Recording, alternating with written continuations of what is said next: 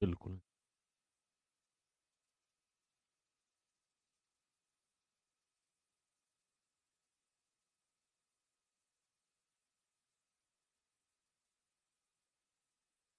Hello hello. प्यारे साथी नमस्कार, मैं केशपाल कुमार स्वागत करता हूं आपके अपने परिवार रोजगार विद अंकित में। प्यारे साथी, आशा करता हूं कि आप सभी अच्छे होंगे, बढ़िया होंगे, खुशहाल होंगे और जहां भी होंगे एकदम बेहतरीन एवं शानदार होंगे। तो सुबह के बज चुके हैं 10 और आप सभी को पता है कि 10 बजे एक बहुत ही शानदार मेरे साथी हरियाणा सीईटी और हरियाणा ग्रुप डी और देखूं राजस्थान एसआई जिसमें थानेदार बैच होगा, सुल्तान बैच और रोजगार बैच। साथ ही इतिहास की बात की जाए तो इतिहास सभी में देखा जाए तो सेम ही रहता है, चेंजिंग थोड़ी होगी। तो इसलिए मेरे साथी आप सभी एक बार जल्दी से जुड़ जाएंगे और फिर हम अपने सेशन को एक शानदार तरीके से स्टार्ट कर पा रहे होंगे। तो मधु हमारे साथ जुड़ती हुई है सर जी। प्रणाम आपकी स्वीकार। Sunita ji good morning sir जी। गुड मॉर्निंग जी। और देखूं तो दीपिका गुड मॉर्निंग सर जी। द्विवेदी जी भी जय श्री राम सर जी। विजय जी राम राम। तो सती उम्मीद है कि आप सभी अच्छे होंगे, बढ़िया होंगे और अपने इस सेशन को हम एकदम शानदार तरीके से स्टार्ट भी कर पा रहे होंगे। आज देखूं तो मेरे साथी एक टॉपिक आप सभी के सामने होगा और टॉपिक कहता है महाजनपद। हाँ सर, कौन से जनपदों की बात आती है तो महाजनपद और साथ ही 6वीं शताब्दी ईसा पूर्व की बात होगी। ज्यादा पूर्व भी ना है, 6वीं शताब्दी ईसा पूर्व था। तो साथ ही इस भारतवर्ष में 16 महाजनपद थे। आप सभी जानते होंगे, जैसे कि आज मैं देखूं तो हमारे भारतवर्ष में 28 स्टेट होंगे ना। तो उसी आधार पर पहले हम उन्हीं स्टेटों को जो क्षेत्रीय भावनाएं जो जागृत हुई हैं उन्हें हमने ठीक है ना जन से जनपद और जनपद से मेरे साथी महाजनपद का इन्होंने रूप ले लिया था। तो मैं आज स्टार्ट करूंगा महाजनपद और महाजनपदों को हम पढ़ते चलेंगे एकदम बेहतरीन तरीके से। और साथ ही उन्हीं 16 महाजनपदों में से सबसे पावरफुल महाजनपद जिसका नाम था क्या, मगध। मगध को हम पढ़ेंगे और मगध में देखूं जो इतिहास से हमें जो स्रोत और साथ ही जो उल्लेख मिलता है वो हर्यक वंश का मिलता है। और सबसे पहला वंश, पहले तो बृहद्रथ कोई वंश हुआ करता था, लेकिन इतिहास की यदि मैं बात करूं तो हम साथी हर्यक वंश, उसके बाद नाग दशक भी आएगा और नंद वंश आएगा, फिर मौर्य साम्राज्य। तो इस तरीके से हम करेंगे और भैया जी एकदम शालीनता के साथ हम अपने इस टॉपिक को करते चलेंगे। और मेरी आप सभी से एक प्रार्थना होगी कि आप कमेंट्स पर कम फोकस करते हुए साथ ही जो मैं अपने मुख से बोलूं उन शब्दों को आप गहनता के साथ सुनेंगे और जो मैं बोर्ड पर लिखाता चलूं उन्हें आप बढ़िया तरीके से नोट भी करते चलेंगे। मेरी पूरी कोशिश रहेगी कि ये सारी चीजें आपकी इसी कक्षा में याद हो जाएं। तो इसलिए मेरे साथी आगाज कर देंगे अपने इस प्यारी सी कक्षा का। और सभी एक बार थंब का निशान लगा कर बताएंगे। बच्चों ने आपको पहले बोला था, आप चेक तो करो।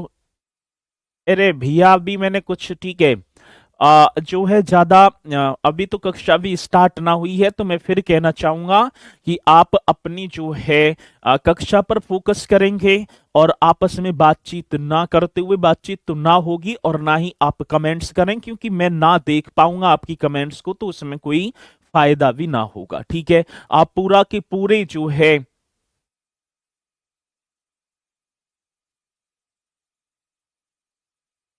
ठीक है चलते हैं। तो भैया जी महाजनपदों की बात होगी तो आप एक हेडिंग डालेंगे 16 महाजनपद। मेरे साथी कितने महाजनपदों की बात है तो आप एक हेडिंग डाल देना 16 महाजनपद। आपको पता है महाजनपद जैसे आज वर्तमान में स्टेट की बात आती है, ऐसी पहले मेरे साथी कभी महाजनपद हुआ करते थे। तो उत्तर वैदिक काल में जो कबीलाई जो राज्य थे, कौन से काल की बात है मेरे साथी? उत्तर वैदिक काल में कबीलाई मतलब कबीले हुआ करते थे सर। किसकी बात है? मैंने बताया भी होगा, जो उत्तर वैदिक काल था ना, उसमें एक कबीला हो गया। और उस देखो मैंने बताया होगा साथी, सबसे पवित्र संपत्ति माना जाता था गाय को, गायों की रक्षा की जाती थी, ठीक है। और एक कबीले के रूप में, और साथ ही उत्तर वैदिक काल में जो कबीलाई राज्यों के स्थान पर एक क्षेत्रीय राज्य की, मतलब कि क्षेत्रीय, ये तो कबीले हुए थे, ठीक है ना, ये क्या हुए थे? कबीले। और कबीलों के स्थान पर फिर एक क्या? क्षेत्रीय। और क्षेत्रीय मीन्स क्या हो गए? वो क्षेत्र बन जाता है। जैसे हम करें भैया जी, जोधपुर हो गया, और कबीले क्या थे? आज आज देखो तो यहाँ ये कबीला डाल दिया, 20 दिन 30 दिन, ठीक है, 1 वर्ष तक इन्होंने यहाँ पर विश्राम किया, फिर उसके बाद अपना कबीला दूसरी जगह ले गए। ऐसे आज कई ऐसी अनुसूचित जनजातियां, जनजाति, जाति वगैरह हैं। जैसे मैं देखूं तो साथी आपके नट संप्रदाय हो गया, ठीक है ना, ये कई ऐसे हैं। जैसे अपने रोजमर्रा की तलाश में 10 दिन यहाँ रहे, 15 दिन वहां रहे। तो इसी तरीके से पहले तो उत्तर वैदिक काल में कबीलाई राज्यों की मतलब कि स्थान पर जो क्षेत्रीय राज्य स्थापित करने की प्रवृत्ति दिखाई पड़ती है, अब क्षेत्रीय हो गए, अब स्थायी हो गए।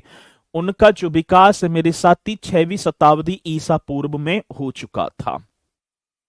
कब की बात होगी? तो मेरे साथी 6वीं शताब्दी ईसा पूर्व में इनका क्या पूर्णतः डेवलपमेंट हो चुका था। ये तो हो गया सर जी, इनका क्या हो गया? विकास। बस थोड़ा सा समझना है, बाकी आप चलेंगे। साथी 6वीं शताब्दी ईसा पूर्व में, जब 6वीं शताब्दी ईसा पूर्व में लोहे का इस्तेमाल स्टार्ट हो जाता है, ये 6वीं शताब्दी की बात है। तो साथी जैसे ही लोहे का इस्तेमाल स्टार्ट हुआ तो कृषि व अन्य आर्थिक गतिविधियों में परिवर्तन आ जाता है। आपका एग्रीकल्चर होगा और अन्य गतिविधियां। साथ ही जैसे ही हम एक बात करें, जैसे लोहे का इस्तेमाल हुआ तो उससे भैया जी कृषि संयंत्र बने। जैसे कि मैं हल की बात करूंगा, जैसे कि कुल्हाड़ी वगैरह, ये सारी चीजों का डेवलपमेंट हुआ। और जब व्यक्ति जहां पर कृषि स्टार्ट कर देता है तो वो छोड़कर तो जाएगा ना, तो धीरे धीरे धीरे धीरे मेरे साथी वो जो है निरंतर रूप से, ठीक है ना, डेवलपमेंट होता चला गया। और बात क्या है साथी, मतलब कि जो कबीले जो थे ये आज स्थायी जीवन में परिवर्तित हो जाते हैं। सर जी कैसे? स्थायी जीवन में। और इससे क्षेत्रीय भावना जागृत होने लगी। और साथ ही आर्यों के जो जन हैं, आर्य जन जो थे, ये जन के बाद क्या बन जाते हैं? जनपद। और साथ ही जनपद से ही हम बता देंगे क्या बन गए हैं? महाजनपद, ठीक है ना। जैसी क्षेत्रीय भावना जागृत हुई तो आर्य जन जनपद महाजनपद में क्या हो जाते हैं साथी? परिवर्तित हो जाते हैं। और यही परिवर्तन की बात करूं तो साथी गंगा घाटी क्षेत्र में द्वितीय नगरीकरण, जो सिविलाइजेशन व्यवस्था का विकास हो जाता है, ठीक है जी। तो यहीं से मैं इस पॉइंट को स्टार्ट करूंगा। अब बात आती है 16 महाजनपदों की। साथ ही हमें 16 महाजनपदों का जो विकास है या उदय हमें कहां से मिलता है? तो बौद्ध धर्म के अंगुत्तर निकाय और जैन धर्म के भगवती सूत्र से। आगे बात समझ में। और इनमें भी दोनों सूचियों में बौद्ध ग्रंथ अंगुत्तर निकाय और जैन ग्रंथ भगवती सूत्र में भी 6 जो महाजनपद हैं, इनका जो एक ही नाम मिलता है। तो यहीं से मेरे साथी महाजनपदों की मैं बात करूं तो स्टार्टिंग हो जाती है, तो आप करते चलेंगे साथी 16 महाजनपदों की जानकारी। तो आप एक हेडिंग डालेंगे, आज जैसी शब्द आ जाए तो जानकारी। तो 16 महाजनपदों की जानकारी हमें कहां से मिलती है? तो आप कर देना बौद्ध धर्म के अंगुत्तर निकाय। साथी कौन से? मतलब बौद्ध ग्रंथ। कौन सा ग्रंथ है भैया जी? बौद्ध ग्रंथ, ग्रंथ अंगुत्तर निकाय, इस तरीके से कर देना सर जी। आज कौन सी निकाय की बात है? तो आप लिखेंगे बौद्ध ग्रंथ अंगुत्तर निकाय व जैन ग्रंथ। वे क्या होगा साथी, एक और लिख देना, जैन ग्रंथ भगवती सूत्र में। तो ये भी बड़ा बेहतरीन क्वेश्चन होगा। जन कितनी बार क्वेश्चन आया कि साथी 16 महाजनपदों की जानकारी हमें बौद्ध धर्म के कौन से या बौद्ध ग्रंथ के कौन से निकाय में, तो मेरे साथी अंगुत्तर निकाय और जैन ग्रंथ भगवती सूत्र में हमें 16 महाजनपदों की जानकारी मिलती है। आगे बात समझ में, कितने सर जी, 16 महाजनपद।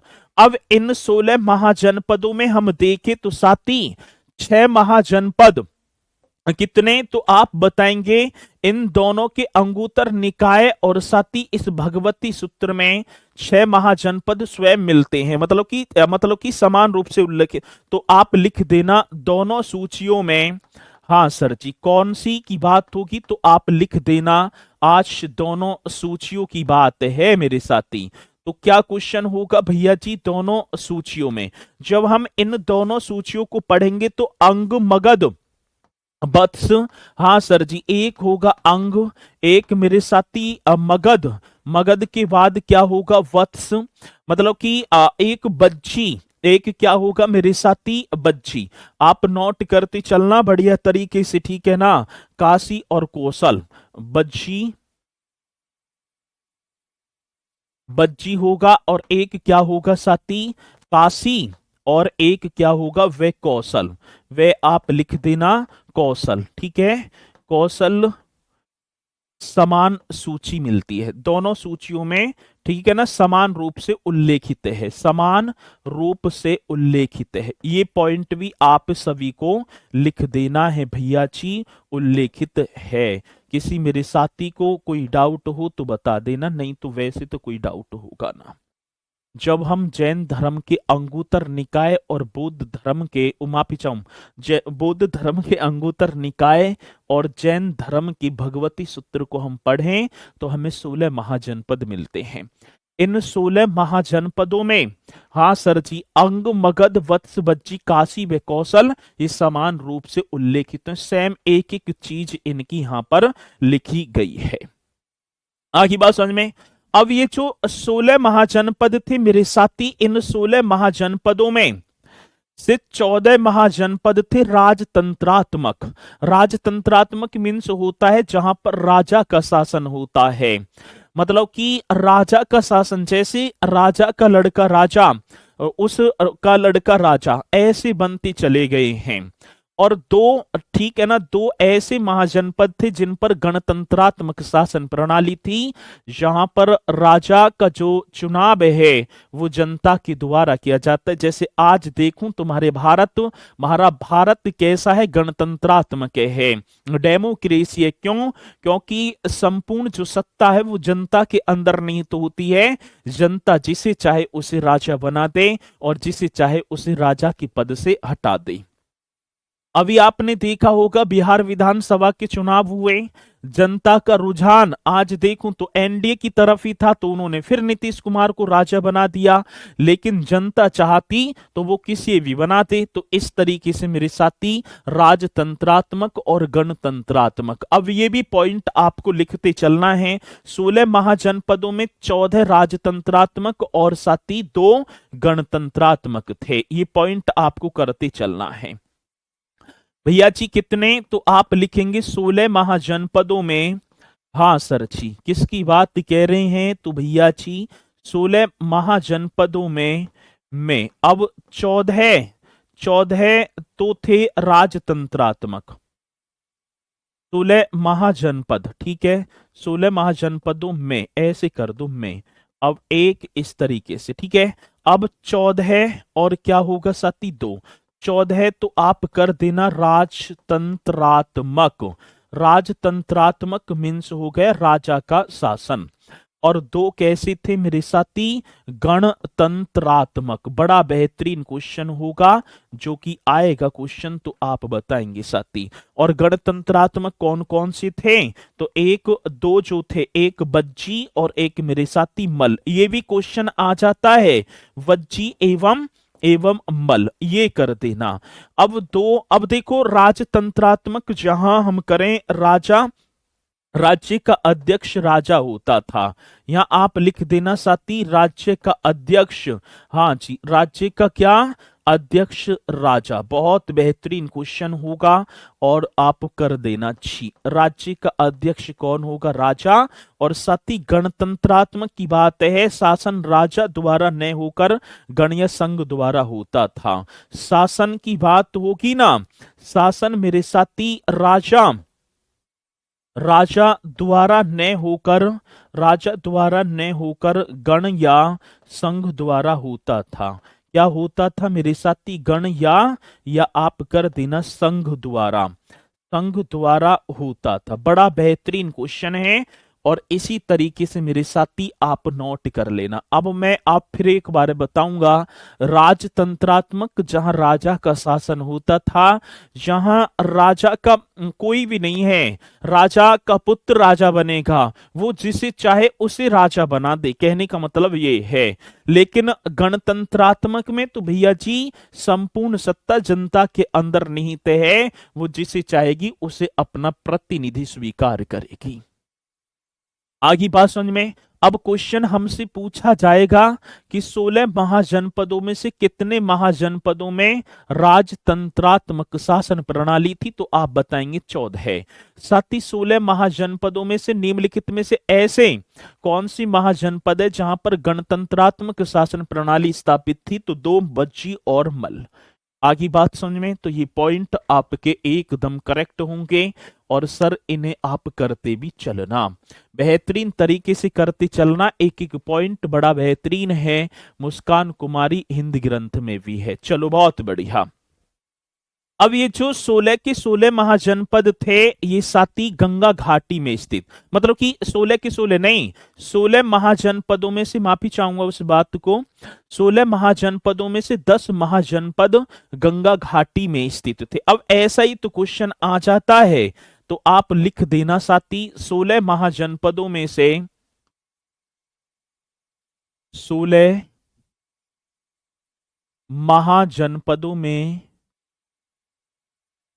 महाजनपदों में से, ठीक है, 10 महाजनपद, कितने महाजनपद मेरे साथी, 10 महाजनपद गंगा घाटी, कौन सा, तो 16 महाजनपदों में से 10 महाजनपद गंगा घाटी में स्थित थे। ये कर देना साथी, इसमें स्थित थे तो गंगा घाटी में स्थित थे। क्वेश्चन क्या कहता है, सर जी ये जो 16 महाजनपद हैं, इन 16 महाजनपदों में से 10 महाजनपद गंगा घाटी में स्थित थे कर देना। आगे बात समझ में, स्थित थे। चलो जी, अब कौन सी बच्ची भैया जी, अब 10 में से, मतलब कि 16 में से 10 तो गंगा घाटी में, अब बच्चे कितने, तो साथी 6 बच्चे। और 6 कौन कौन से होंगे, एक नाम आपने पढ़ा होगा अस्मक, एक नाम क्या पढ़ा मेरे साथी, आता है क्वेश्चन अस्मक। एक भैया जी आप कर देना अवंती, अवंती की बात आई। एक मेरे साथी गांधार, एक कौन सा होगा, देखो अस्मक, अवंती, गांधार, कंबोज। एक साथी कौन सा होगा, कंबोज। एक मेरे साथी चेदी, ये बुंदेलखंड में आ जाता है ना, चेदी एवं मत्स्य, एवं क्या होगा, मत्स्य। ये और मत्स्य की राजधानी थी विराटनगर, मत्स्य, ये ठीक है ना। अस्मक, अवंती, गांधार, कंबोज, चेदी एवं मत्स्य गंगा घाटी में स्थित नहीं थे। इसमें नहीं थे तो आप कर देना साथी गंगा घाटी में स्थित नहीं थे। ये क्वेश्चन बड़ा बेहतरीन है, स्थित नहीं थे, ये बता देना सर जी। इसमें नहीं थे तो गंगा घाटी में स्थित नहीं थे। अब बाकी जो बचे, इन 6 के अलावा जो 10 बचे, वो गंगा घाटी में स्थित थे। ठीक है जी, तो यहां तक तो ये पॉइंट आप सभी के समझ में आए होंगे। अब एक बात और होगी साथी, एक महाजनपद आपने पढ़ा होगा कौशल, क्वेश्चन कितनी बार आया साथी? एक महाजनपद कौन सा था जिसका नाम था कौशल? हाँ सर जी, एक महाजनपद कौन सा था मेरे साथी? एक नाम था अवंती और एक महाजनपद था पांचाल। एक महाजनपद कौन सा था साथी? पांचाल। तो कौशल, अवंती और पांचाल ये ऐसे महाजनपद थे तीन, ठीक है ना। एक कौन सा था? कौशल। बताओगे क्यों? ठीक है, अब देखो जी साथी, एक नाम था कौशल, ये क्या है? कौशल महाजनपद है। एक सर जी अवंती, अवंती ठीक है जी, और एक पांचाल। मेरे साथी ये तीन ऐसे महाजनपद हुए जिनकी दो राजधानियां थी, दो दो राजधानियां। समझ पा रहे हैं ना? अब क्वेश्चन पूछ लिया जाए कि 16 महाजनपदों में से निम्नलिखित या महाजनपदों में से निम्नलिखित में से कौन से महाजनपद जिनकी दो दो राजधानियां थी। अब ऑप्शन में आएंगे तो आप एकदम राइट कर देना मेरे साथी। ये होंगी सरची कौशल, अवंती, पांचाल की दो दो राजधानियां थी। पांचाल महाजनपदों की, हाँ सर जी, इसकी बात होगी महाजनपदों की। महाजनपदों की दो दो राजधानियां थी। एकदम करेक्ट तरीके से आप कर देना मेरे साथी। क्या थी? दो दो राजधानियां थी। आगे बात समझ में, ये बड़ा बेहतरीन क्वेश्चन होगा। अब आपको बताऊं कौन कौन सी होंगी? हाँ सर, अब देखो कौशल, एक उत्तरी कौशल, इसकी एक मतलब कि दो राजधानियां बन जाएंगी, एक श्रावस्ती और एक साकेत। भैया जी एक क्या होगी? कौशल की श्रावस्ती, ये कर देना सर जी, और दूसरी क्या होगी? साकेत। साकेत को आज वर्तमान में अयोध्या कहा जाता है, ठीक है। अवंती की एक उज्जैनी, बाकी तो जब मैं पॉइंट टू पॉइंट करवाऊंगा उज्जैनी इस तरीके से करेंगे। और साथ ही एक और नाम होगा महेशमती। हाँ सर जी, कौन सी? महेशमती, ठीक है। एक मेरे साथी पांचाल, एक उत्तरी और एक दक्षिणी। एक उत्तरी की थी अहिशत्र और दक्षिणी पांचाल की राजधानी थी मेरे साथी कामपिल्य। ये इनकी राजधानियां थी। आप एक बार नोट करते चलना। तो 16 महाजनपदों में से मेरे साथी ऐसे कितने महाजनपद थे जिनकी दो दो राजधानियां थी? तो कौशल, अवंती, पांचाल ये तीन महाजनपद हुए। बाकी मेरे साथी 16 महाजनपदों में से 10 महाजनपद ऐसे हुए जो गंगा घाटी क्षेत्र में स्थित थे। बाकी 6 जो आपके सामने गंगा घाटी में स्थित नहीं थे। ठीक है जी, अब बढ़ते हैं आगे। ये पॉइंट आपने नोट करे होंगे बढ़िया तरीके से। और इसी के साथ मेरे साथी ये 16 महाजनपदों के बारे में तो हमें जानकारी मिली।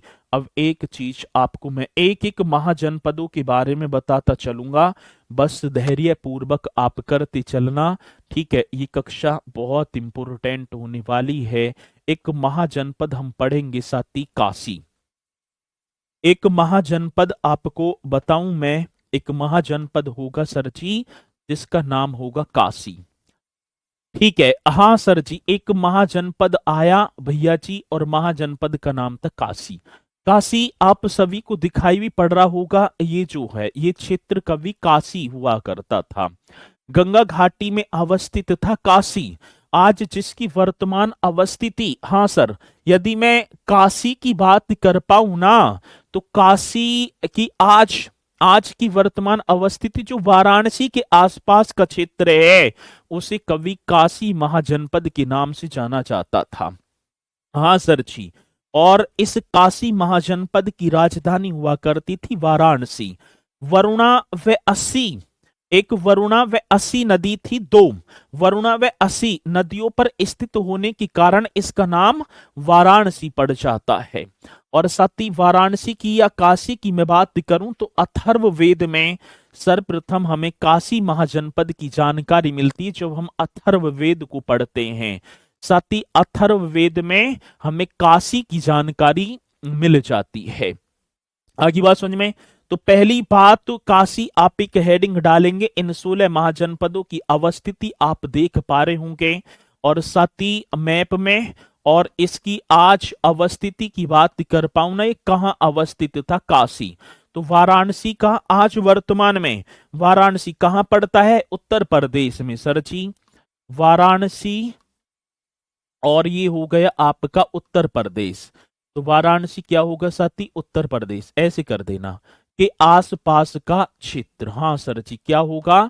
तो आप लिख देना आसपास का क्षेत्र हमें क्या कहलाता था? मतलब कि उसे सर जी काशी कहा जाता था। ऐसे कर। तो साथी काशी की बात होगी तो वाराणसी मीन्स उत्तर प्रदेश के आसपास के क्षेत्र की बात तो होगी सर। अब इसकी राजधानी, भाई काशी की राजधानी बहुत बार क्वेश्चन आएगा, तो आप लिखेंगे मेरे साथी राजधानी मीन्स क्या हो गया? कैपिटल। अब काशी की राजधानी आप भी बताते चला करो, तो सर जी आप वाराणसी कर देना। काशी की राजधानी क्या थी मेरे साथी? वाराणसी। अब ये वाराणसी नाम क्यों पड़ा?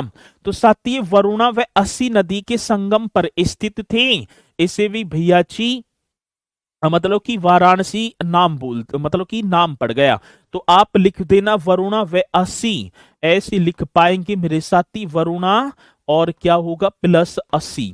ठीक है, वरुणा प्लस 80 नदियों के संगम पर। हाँ सर जी, किसकी बात कह रहे हैं?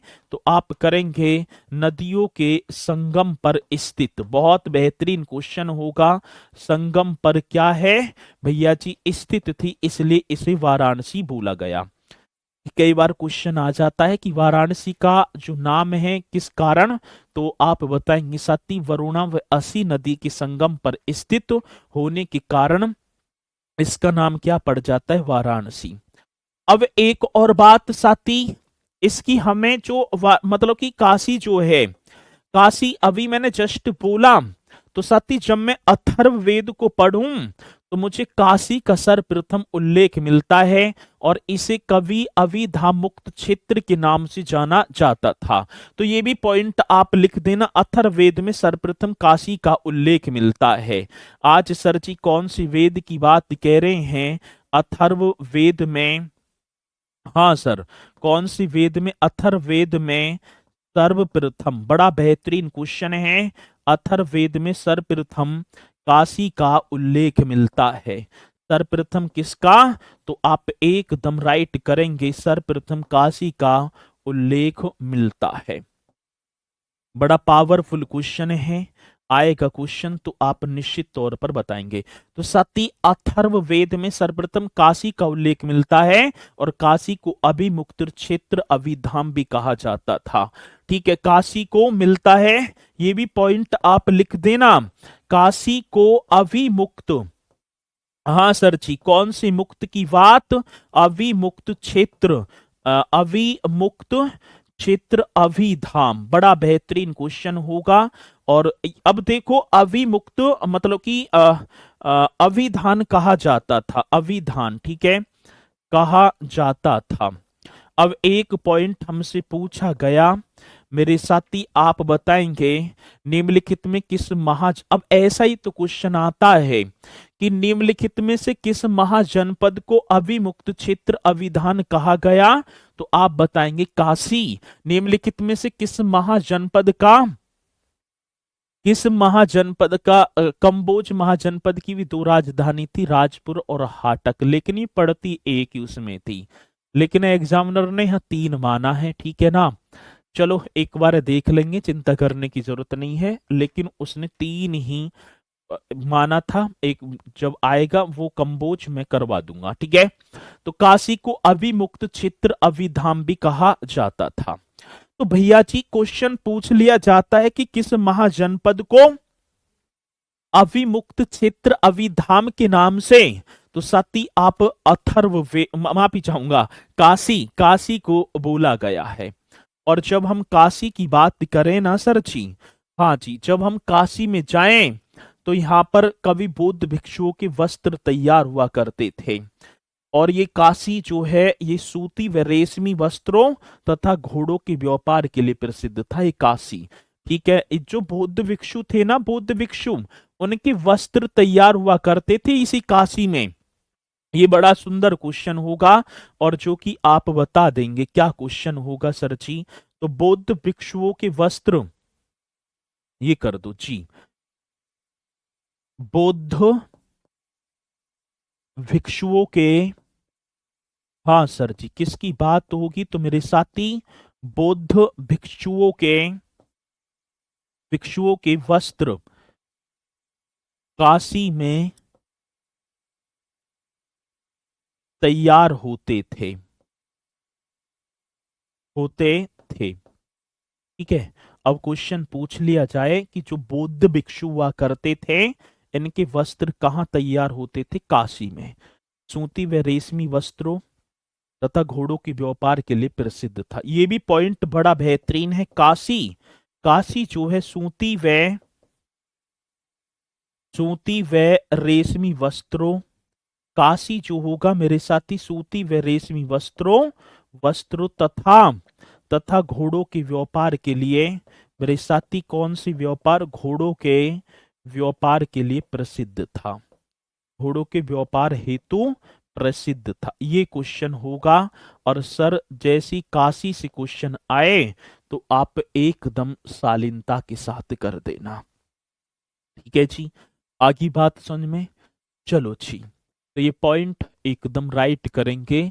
और सर जी कंबोज महाजनपद की भी दो, राजपुर व हाटक, हाँ ठीक है। चलो उसे जब आएगा कंबोज जब मैं करा दूंगा। ठीक है, अब चलती क्लास में डिस्टर्ब ना करेंगे इसे, तो बाकी करा दूंगा, धैर्य पकड़ेंगे, हो गया होगा मिस। तो इन पॉइंटों को आप एकदम बेहतरीन तरीके से लिखेंगे। और काशी महाजनपद जैसी क्वेश्चन आएगा, पूछा जाएगा कि काशी की वर्तमान अवस्थिति, तो वाराणसी के आसपास का क्षेत्र। काशी महाजनपद की राजधानी वाराणसी। वाराणसी का जो नाम है किन नदियों पर? वरुणा व असी, इन नदियों के संगम पर स्थित, इसलिए इसे वाराणसी नाम दे दिया गया। किस महाजनपद का उल्लेख अथर्ववेद में मिलता है? तो काशी महाजनपद का। काशी महाजनपद को अन्य किस नाम से? अविमुक्त क्षेत्र, अविधान के नाम से जाना जाता था। निम्नलिखित में किस महाजनपद में बौद्ध भिक्षुओं के वस्त्र तैयार होते थे? तो काशी में।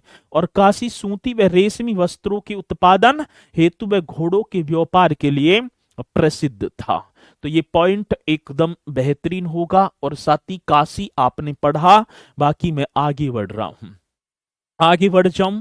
ये काशी इतना ही होगा। इसमें एक और महाजनपद होगा मेरे साथी, जिसका नाम होगा अस्मक। आपने पढ़ा है? हाँ सर, एक महाजनपद और कर देना सर जी, जिसका नाम बनेगा अस्मक। आप देखो एक महाजनपद सर अस्मक। ठीक है, आप बताएंगे अस्मक की राजधानी क्या थी? और अस्मक आप देखोगे, अस्मक ये यहां अवस्थित है अस्मक। अस्मक की बात तो होगी तो साथी ये गोदावरी नदी के दक्षिणी भाग में विस्तृत था।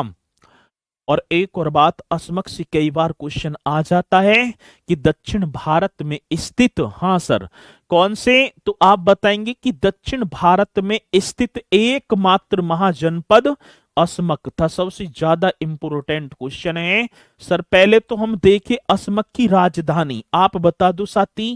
कैपिटल की बात आ जाती है, जैसी आए क्वेश्चन, अस्मक एक महाजनपद हुआ और सर जी इसकी कैपिटल राजधानी आप बताओ सर, कौन पहले बताएगा? मैं आप ही की तरफ देखूंगा, स्पीड के साथ पोटली कर देना सर जी। अर्जुन मुंद्रा जी बहुत बढ़िया, और निशा भी सही एकदम बता दिया सर जी। महारा तो प्रतिष्ठान, प्रतिष्ठान को पोटन भी बोला गया और पोटन को पोटली भी बोल दिया जाता है। तो साथ ही आप इसे लिख देना, इसकी राजधानी, राजधानी प्रतिष्ठान भी बन जाएगी मेरे साथी। क्या? प्रतिष्ठान, जी सर। इसे हम पोटन भी बोल देंगे, मतलब प्रतिष्ठान बोल दो, या मेरे साथी पोटन भी बोल देंगे, या भैया जी आप पोटली ऐसे कर देना, या क्या पोटली। तीनों नाम एक ही, मतलब कि नाम तो चेंज होते गए लेकिन जगह वो ही थी। हरियाणा में ना है ये। राजधानी आप करेंगे प्रतिष्ठान, पोटन या पोटली, एकदम करेक्ट होगा। गोदावरी नदी के दक्षिणी भाग में विस्तृत, ये जो क्षेत्र जो पड़ता है ना, आज क्षेत्र की बात होगी जो गोदावरी नदी थी। हाँ सर, अब देखो एक बार है गोदावरी नदी ऐसे जा रही है, ये गोदा ऐसे, और इसके दक्षिणी भाग में ये होगी गोदावरी नदी इस तरह। अब इसके दक्षिण भाग में क्या था साथी, अस्मक विस्तृत था। तो आप लिख देना गोदावरी नदी के दक्षिणी भाग में विस्तृत। हाँ सर जी, कौन सी नदी, तो मेरे साथी गोदावरी नदी के, बड़ा बेहतरीन क्वेश्चन है, गोदावरी नदी के दक्षिणी भाग में। सर कौन सी भाग की बात, तो आप कर देना दक्षिणी भाग में, दक्षिणी भाग में विस्तृत क्षेत्र था। मेरे साथी कौन से, दक्षिणी भाग में विस्तृत क्षेत्र, एकदम राइट होगा सर। तो क्या क्वेश्चन कहता है, अस्मक जिसकी राजधानी ये, और ये जो अस्मक जो है ना, ये गोदावरी नदी के दक्षिणी भाग में विस्तृत था, एकदम राइट होगा सर जी, जो कि आता है। और एक बात और क्या, इसमें विशेष क्या जानकारी है, एकमात्र महाजनपद जो दक्षिण में अवस्थित था। ये भी पॉइंट बड़ा बेहतरीन है, तो आप लिख देना सर जी, विशेष क्या है। अस्मक से विशेष पूछा गया, तो एकमात्र महाजनपद जो साथी दक्षिणी भारत में स्थित था, ये पॉइंट आपको लिख देना है। तो एकमात्र महाजनपद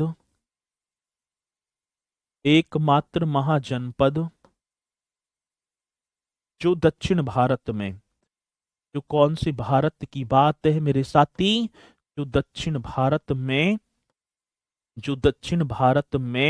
स्थित था।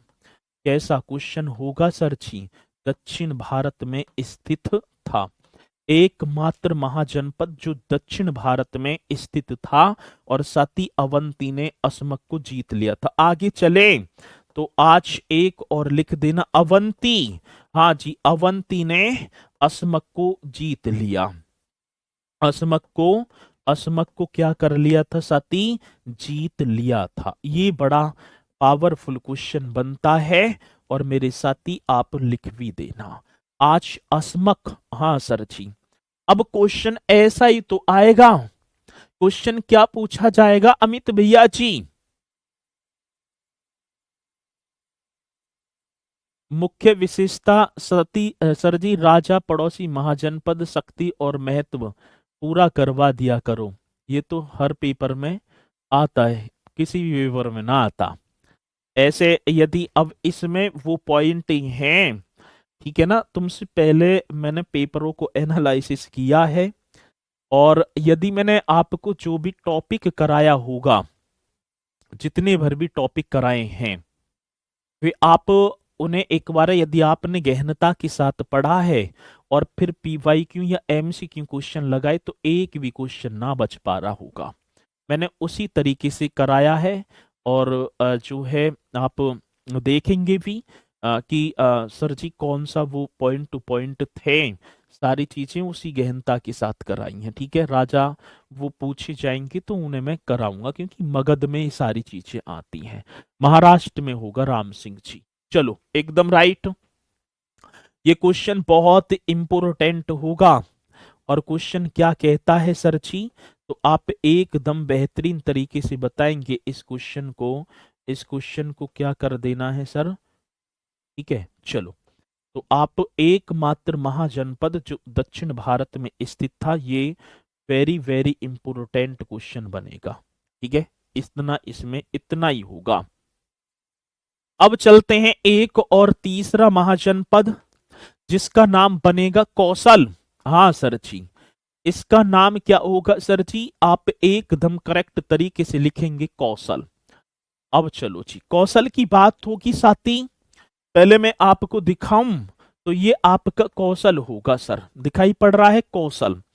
और ये आज वर्तमान की बात की जाए, जो अयोध्या है ना, उत्तर प्रदेश में पड़ता है अयोध्या, जो भगवान रामचंद्र जी की आज देखूं तो साथी जन्म स्थली हुआ करती थी, उसी अयोध्या के आसपास का क्षेत्र कभी कौशल कहलाया करता था सर जी।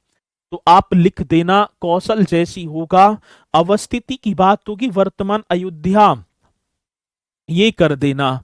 कौशल की जो अवस्थिति है, तो सर जी वर्तमान अयोध्या के आसपास का क्षेत्र, तो वर्तमान अयोध्या,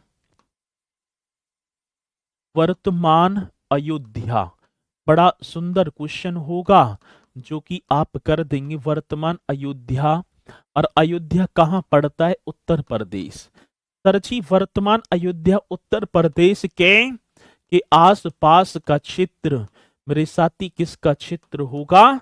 तो आप लिख देना आसपास का क्षेत्र। ये क्या कहलाता था सर? ये कवि कौशल, मतलब कि कौशल कहलाता था। मैंने अभी बताया सर जी इसकी जो राजधानी है,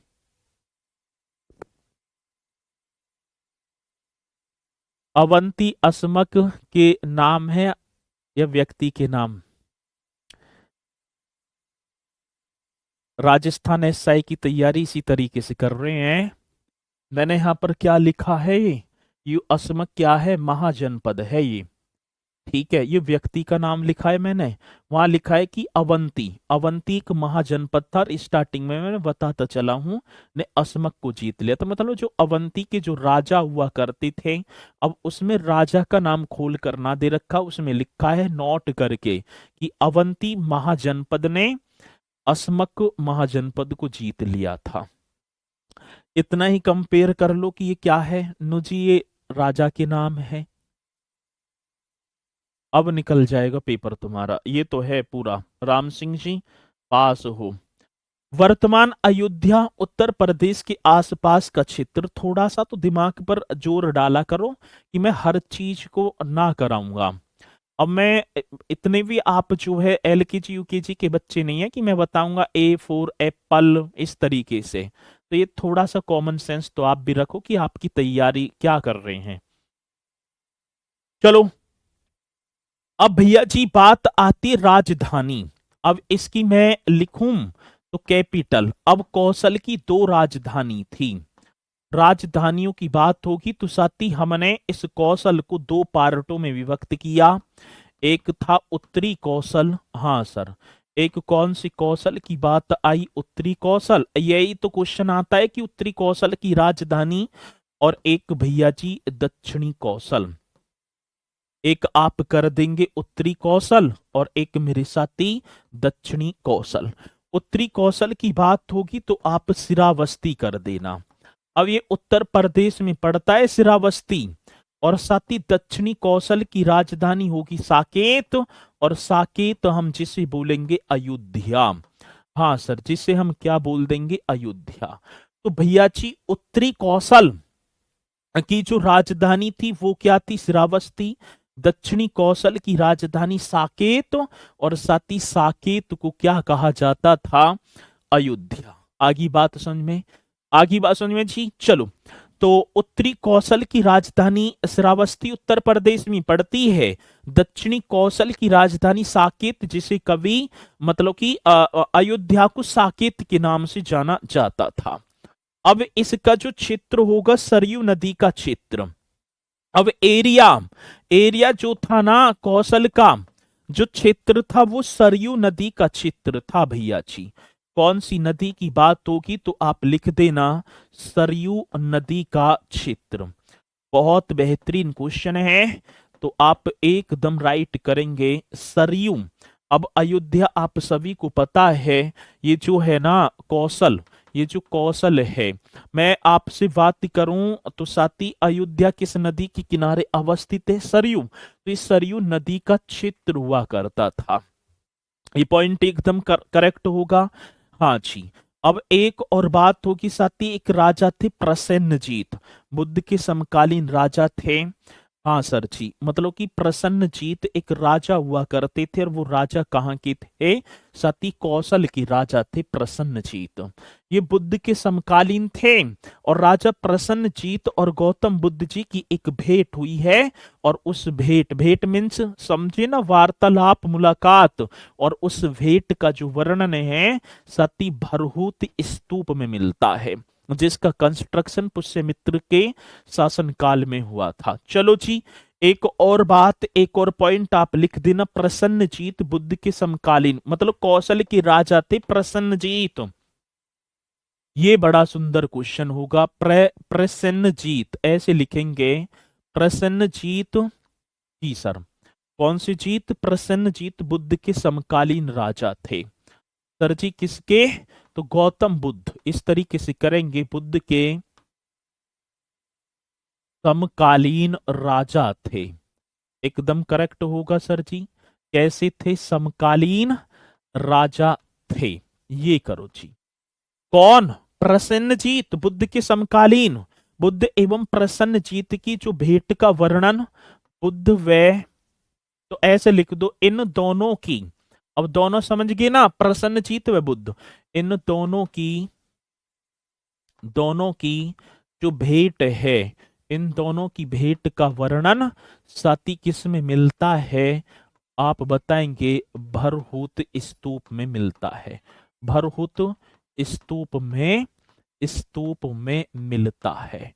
बहुत ही बेहतरीन क्वेश्चन होगा भैया जी, आप कर देंगे, राइट तरीके से करेंगे। तो प्रसन्नजीत बुद्ध के समकालीन राजा थे और इन दोनों की जो भेंट हुई है, तो उसका जो वर्णन है वो किस में मिलता है? भरहुत स्तूप में।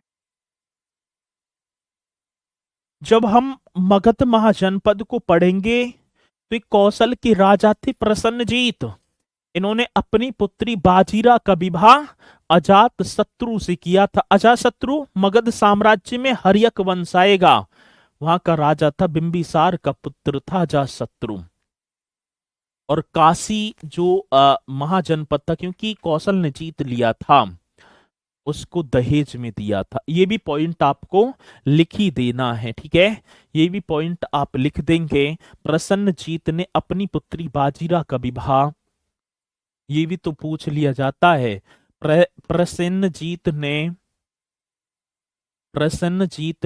अपनी पुत्री, प्रसन्नजीत ने अपनी पुत्री की बात होगी, अपनी पुत्री बाजीरा, इस तरीके से लिखेंगे। अपनी पुत्री बाजीरा का विवाह किससे किया था? तो आप करेंगे अजात शत्रु से किया था। अब अजात शत्रु हर्यक वंश का राजा है मगध साम्राज्य में। विवाह अजात शत्रु से किया था तथा काशी को दहेज में दिया। किसको? तो मेरे साथी काशी को दहेज में दिया। काशी को किस में दे दिया? दहेज में दिया। ये भी आप ही को कर देना है। काशी को किस में दे दिया भैया जी? दहेज में।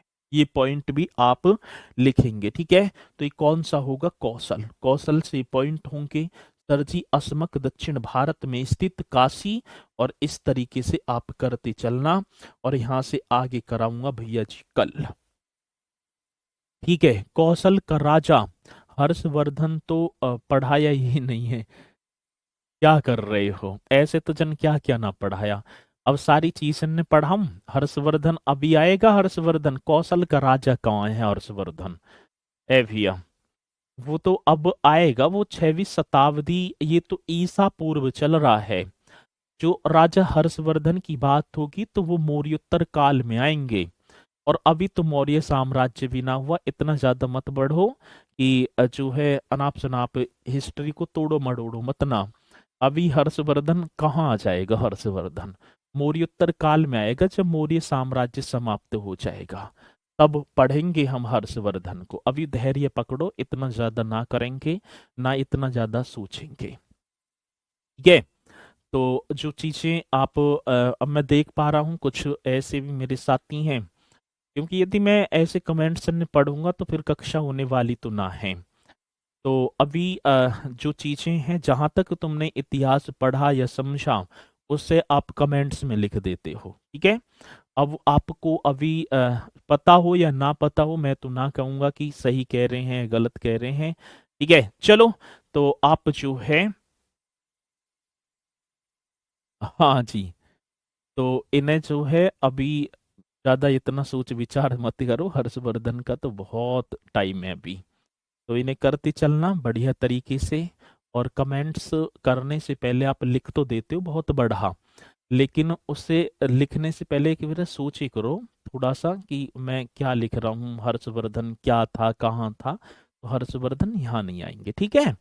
बाकी सारी चीजें होती चलेंगी।